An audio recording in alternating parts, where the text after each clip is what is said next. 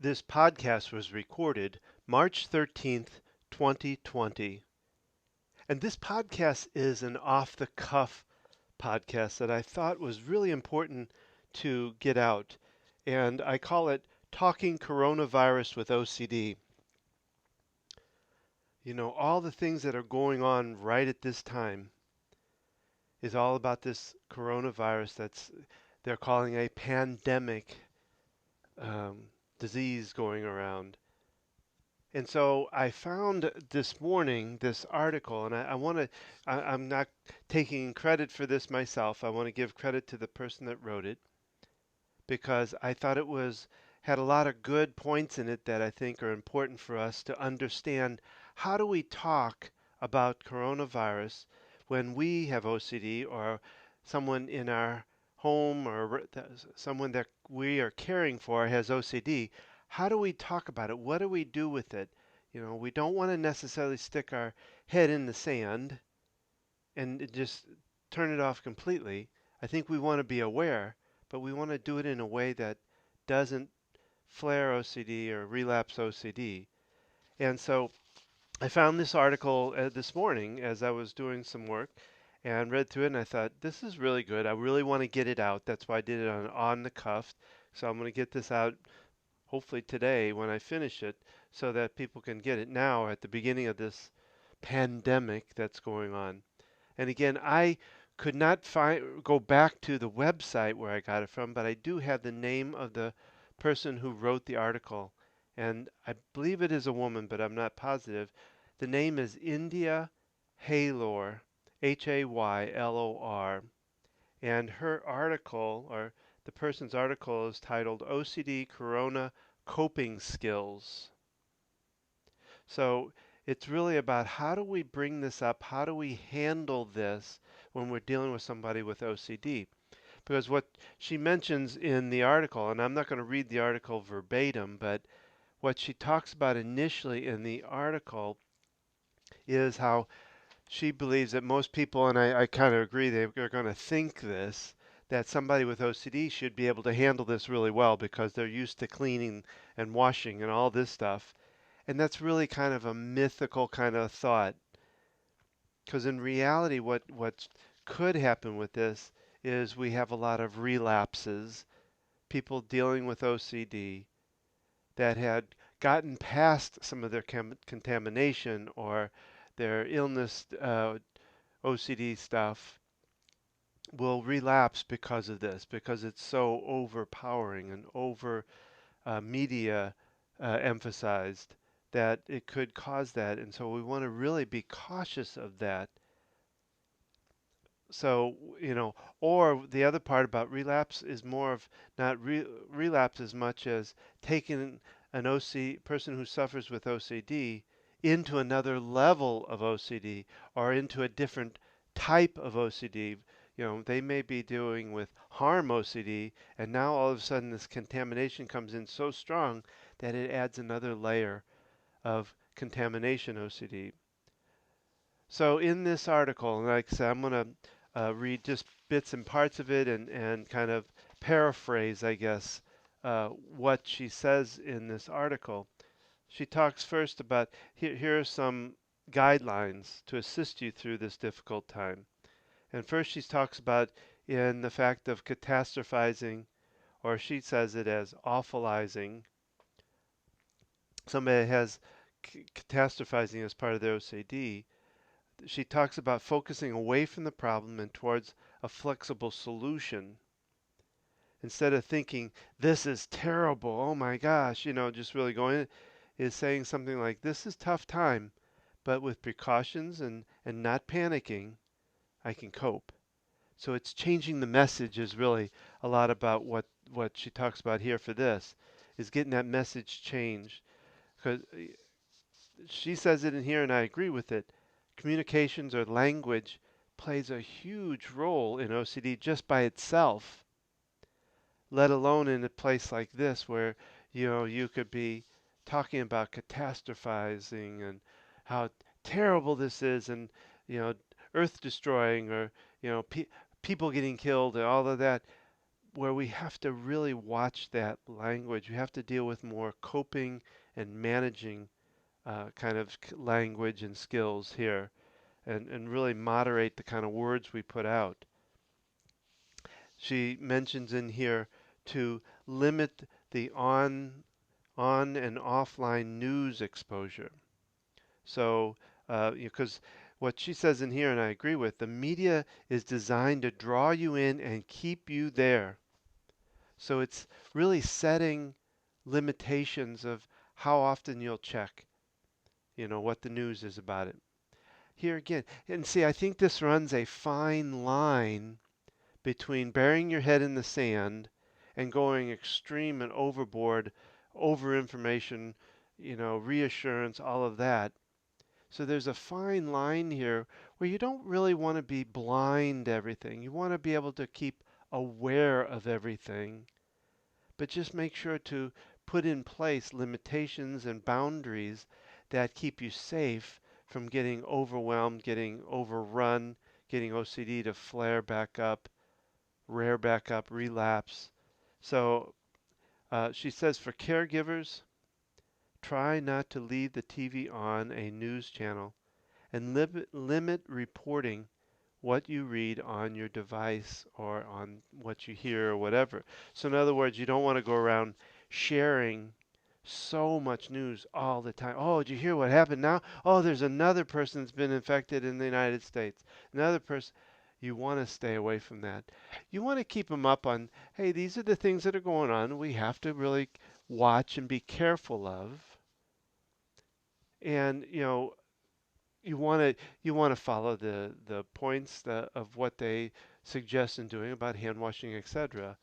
But you don't want to go to a you want to, especially as a caregiver, parent, whatever, you want to be the one that stays calm no matter what. And it's not easy to do. She talk about something else. Uh, Try to keep your conversation varied and diverse. So you can talk about it, but in limited format, and then bring about other things. Find other positive things that are happening and bring those into the conversation. So it's a diverse, balanced conversation about what's going on. So she talks about in somebody that deals with contamination OCD, you know, she talks about really, because this can be a real relapsing, making it worse kind of scenario for a person dealing with OCD. What she says in here, and I agree with her, is follow sensible published guidelines. And she mentions things like washing hands, using sanitizer, you know, not touching your face or you're putting your hands in your mouth, things like that. Um, so she goes in the article goes a little extreme with it, which don't I think there's again a fine line here, because she talks about wearing different clothes inside and outside. Yeah, that can be important. Using bleach. Now, just this morning, I heard actually on the news they talked about somebody put out there a possible cure is drinking bleach, which is not advisable at all. It is dangerous to swallow bleach. It can be very deadly, in fact. So, when she talks about here using bleach, I think she's talking about dealing with clothes and sheets. Um, so she talks about boil wash your clothes, which I guess is meaning boiling hot water. Um, and then of course she mentions isolating yourself if you do have symptoms. So here again, I think we have to take this with a grain of salt and see what works best. Do what you can. Wash your hands as much as possible. She says here under contamination, for caregivers, if you observe any behaviors that are excessive, raise your concerns without judgment. So in other words, if you see something happen, don't panic. You know, if you If you see a symptom or a behavior that is out of the ordinary, that's going above and beyond what is even recommended, calmly, without panic, start changing around. Get back involved into your exposure test with ERP. She talks about hypochondria OCD. And here she says, focus away from monitoring your body for coughs or cold symptoms and use mindfulness to remain present without judgment or analysis. So in other words, every little cough, every little sneeze, don't immediately panic on what what it is. Oh my gosh, that's got to be a sign. It takes a lot of patience, and here again a fine line to you want to make sure that if it is true symptoms, if it is real, that you do something about it. But finding out, is it OCD or is it real? Is there really and of course a person suffering with OCD is going to say, well, yeah, of course it's real. I can feel it. So you almost have to get another judgment on it, another thought on it from another person, if nothing, in the household. And it says caregivers try not to get involved in any verbal symptoms or list of symptoms. Don't recommend writing a pro and con listing of stuff. Again, stay calm. For reassurance OCD, well, I, I, I love this. I think I saw this recently as a classification. Reassurance OCD. I believe all OCD is reassuring. It is needing reassurance. It looks for that. It wants that. So I think it's any OCD is really reassurance. Um, because what you don't want to do is to reassure them by via the TV or the internet of going up there constantly saying, "Well, I saw it on the internet," and that. So, because once you start, it will be difficult to stop. It's like scratching an insect bite. I just recently read a description of OCD, and it might have been from the International OCD Foundation, and it talked about, think about a mosquito bite. OCD is very similar in a way to, at least the compulsions are, to a mosquito bite. You get bit by a mosquito, it starts itching. You scratch it. While you're scratching it, it feels good. It di- dies down on the itchiness, and it feels good. But stop itching, and within a few minutes, it starts itching again. It starts bothering again.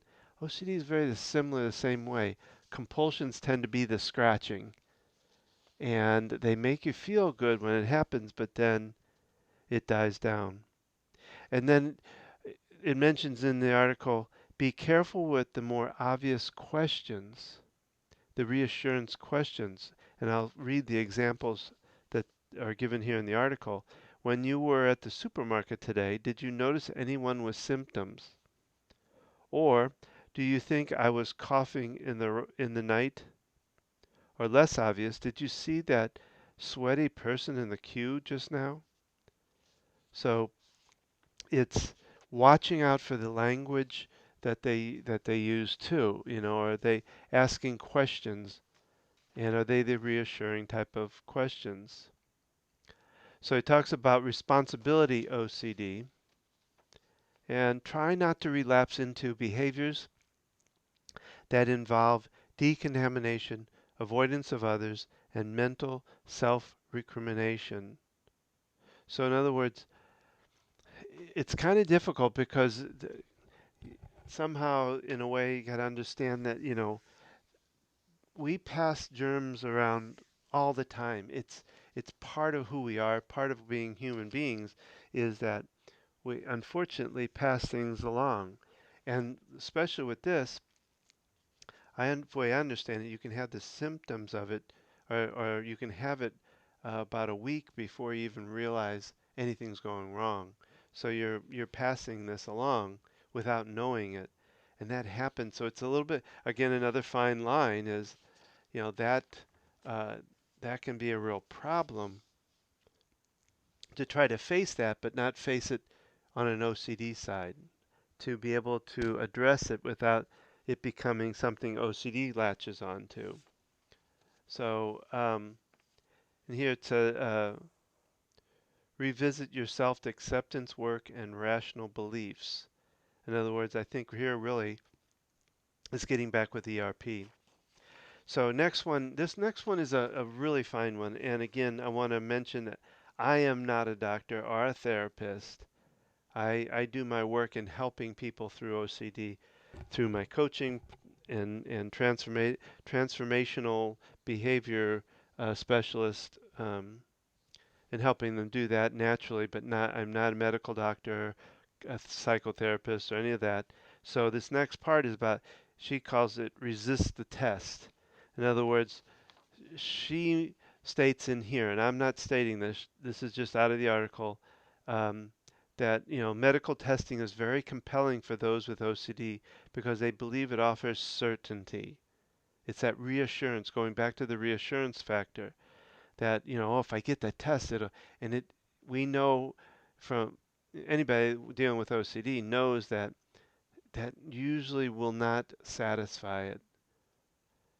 So what she says in the article is that to try to resist taking those medical tests. And again, fine line here is, you got to, if it really is a symptom, if it really is happening, it's not OCD just telling you it's happening, but it really is happening, then you do want to get the test. So you've got to kind of judge whether is this OCD talking, is this an OCD push, or is this a real physical thing that's going on that I need to address? And you may need to get an outside person, the caregiver may need to get an outside person to really kind of discern that and see that. Um, so even in here, she says, check first with a family member or friend if they think you have a valid concern before calling a health professional. Caregivers, if you believe the concerns are OCD related, offer support and direct them to their therapist or an OCD helpline for advice. So it says here, the next part of this, they talk about guide your children. You know, the what she mentions in here is that they are getting guidelines from their school. And so we want to encourage them to understand that flexibility exists and work with them regarding excessive anxiety if guidelines aren't followed exactly. Children are being encouraged to wash their hands to a particular count or associated song.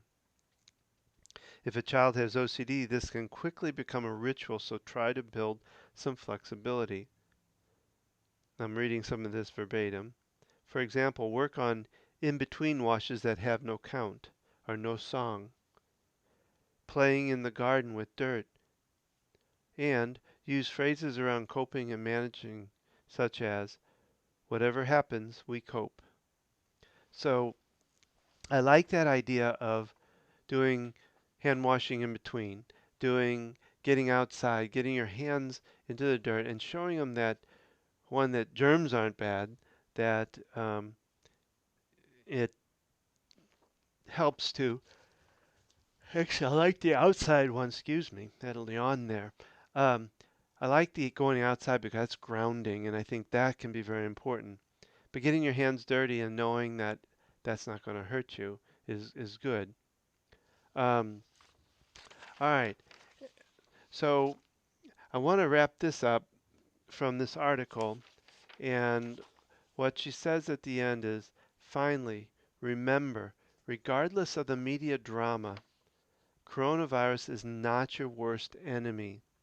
Living a long life with severe OCD is worse. You are highly likely to survive corona, and the discomfort will be weeks. Severe OCD can last years, tens of years. Be sensible about corona, but be absolutely vigilant about your OCD. Corona may make you sick, but lapsing into OCD will derail your life. OCD is still your priority. So don't get lost off into this world. And what might happen too is OCD will let you get lost in this coronavirus world so that you don't work on the real OCD, that you get so wrapped up in it that you forget about things. So, one last thing that I thought I'd share, and this was something that my naturopathic doctor, Dr. Smith here in Charlotte, put out, that I thought some preventative things you can do this is based on some natural processes for prevention. Continue to do all that you've learned to do, like washing hands. Eat lots of veggies and fruits. Get good sleep, 7 to 9 hours nightly. Exercise regularly. Get fresh air. Manage stress. So what that is about is, see, and I think one of the things that we got to think about, and this is what I believe, this is my philosophy on this, but I think this really fits with even what Dr. Smith here says, is that if you are eating right, really got a good, strong immune system, that is your best fight against coronavirus, against any virus, is being strong, eating healthy, and keeping your immune system uh, working peak performance.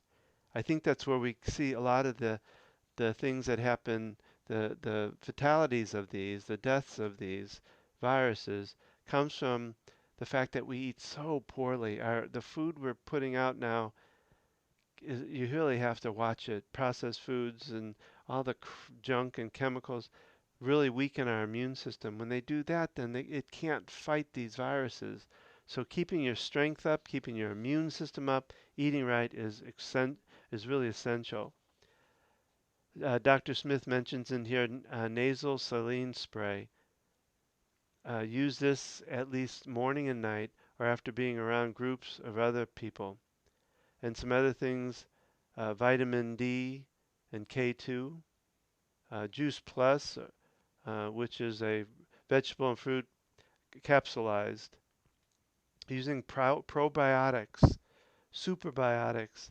Um, Super Bio Vegetarian is one of the things that he sells here, supplement wise. Zinc, vitamin C is vital.